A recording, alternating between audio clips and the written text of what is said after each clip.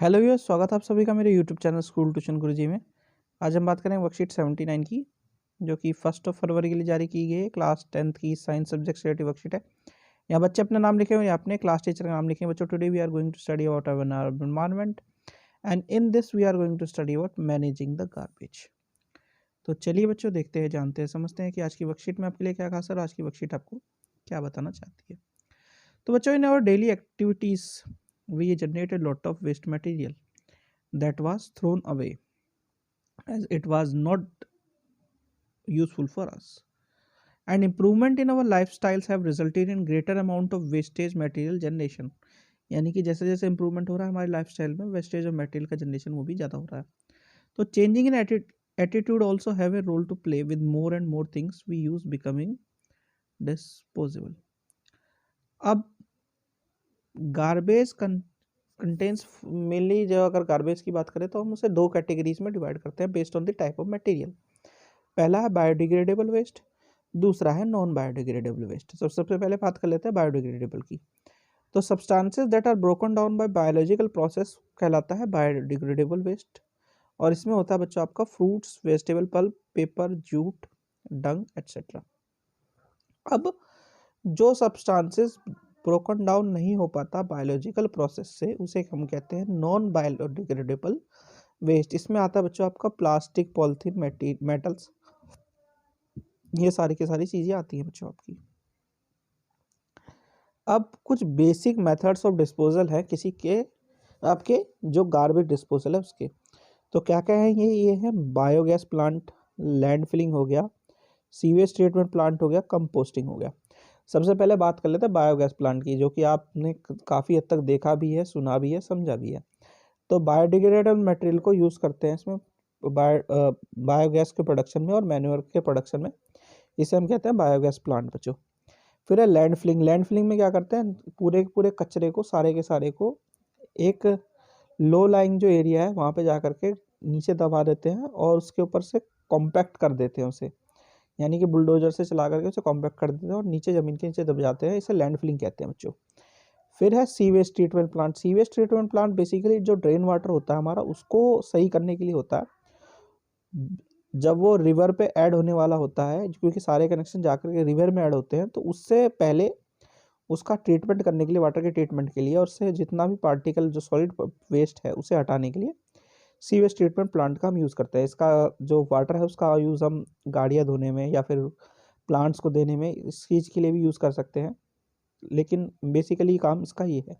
अब अगर कंपोस्टिंग की बात करें तो कंपोस्टिंग में क्या होता है, ऑर्गेनिक वेस्ट जो होता है वो सारा का सारा एक पिट में डाल करके उसे कंपोस्ट बनाने के लिए काम आता है, और उसे हम प्लांट पे कंपोस्ट के तौर पे इस्तेमाल करते हैं बच्चों। अब बात करते हैं आपकी मैनेजमेंट ऑफ द गार्बेज। तो मैनेजमेंट ऑफ द गार्बेज के, अगर आपको याद हो, पिछली क्लासेस में आपने पढ़ा है 3R वाला फॉर्मूला, यानी रिड्यूस, रीयूज, रीसाइकिल वाला फॉर्मूला। वो फॉर्मूले की बात हम कर रहे हैं यहाँ पे। और यहाँ पे एक चीज़ और कर दी है हमने, repurpose.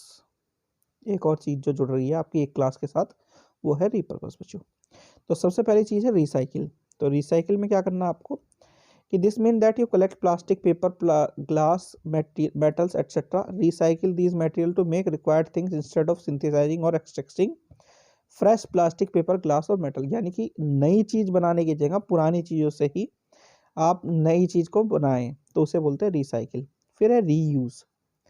This is actually even better than the recycling because the process of recycling use सब एनर्जी, सब जो रिसाइकलिंग यूज़ होता है उसमें कुछ एनर्जी यूज़ होती है। तो रीयूज़ की स्ट्रेटेजी क्या है, simply use things again and again instead of throwing away. एक एग्जांपल दिया इसने क्या, एनोलप्स का। तो हम क्या कर रहे हैं, रिवर्स कर रहे हैं और यूज़ कर रहे हैं चीज़ों को। ठीक है बच्चों। फिर है रिड्यूस। अब रिड्यूस क्या है, रिड्यूस में क्या कर रहे हैं हम, रिड्यूस में कर ये रहे हैं कि जो हमारे लिए चीज़ें ज़रूरी नहीं है या फिर हमारे काम की नहीं है, उन्हें हम ज़रूरत के हिसाब से यूज़ करें और ज़रूरत ना पड़ने पर उन्हें ना यूज़ करें। तो इसे बोलते हैं रिड्यूस। मतलब जितनी ज़रूरत हो उतना ही स्मॉल क्वांटिटी का हम यूज़ करें, बाकी को छोड़ दें बच्चों। फिर है रीपर्पस। अब रीपर्पस क्या है, रीपर्पस बेसिकली ये होता है कि अगर कोई प्रोडक्ट हमारे लिए ओरिजिनली बहुत यूज़फुल था, पर्पसफुल था, लेकिन किसी वजह से वो क्या हो गया, ब्रोकन हो गया, या फिर यूज़ नहीं हो रहा है, या फिर कुछ और कोई कंडीशन क्रिएट होगी उसमें, तो हम क्या कर सकते हैं, उसे वापस से किसी चीज़ के लिए यूज़ कर सकते हैं। एग्जाम्पल इसका कि क्रैक्ड क्रॉकरी और cups with broken handles can be use to grow plants and as feeding vessel for birds. इस तरीके से हम इन्हें इस्तेमाल कर सकते हैं बच्चों। ये तो बात हुई बच्चों आपकी वर्कशीट की। अब जरा क्वेश्चन आंसर देख लेते हैं बच्चों। तो क्वेश्चन नंबर 1 है, how can you help in reducing the problem waste disposal, give any 2 methods. तो वेस्ट डिस्पोजल के मेथड्स को इम्प्रूव करने के लिए आप इन चारों में से कोई 2 लिख सकते हैं। ये इम्प्रूवमेंट के लिए आसानी से काम करेंगे बच्चों। ठीक है, चलिए अगला क्वेश्चन देखते हैं आपका। अगला क्वेश्चन है question number 2, list the problems due to non degradable product by us. तो इसमें से 2 प्रॉब्लम में से सबसे पहला ये है कि जो नॉन डिग्रेडेबल प्रोडक्ट्स हैं वो इजीली डिस्पोज ऑफ नहीं होते हमारे नेचर में। दूसरा, ऑर्गेनिजम्स को नुकसान पहुंचाता है। एग्जाम्पल है आपका जो गाय वगैरह है, क्योंकि प्लास्टिक सड़ती गलती नहीं है तो उसे खा लेती है, जिस वजह से उनकी डेथ हो सकती है और उन्हें नुकसान पहुंचता है। तीसरी चीज़ क्या है कि इनको केवल स्पेशल कुछ तरीकों से ही बायोडिग्रेडेबल बनाया जा सकता है, या फिर इनको डिग्रेड किया जा सकता है, जिसमें बहुत सारी एनर्जी की ज़रूरत होती है, जिस वजह से ये सारी प्रॉब्लम्स इनकी वजह से क्रिएट होती हैं बच्चों।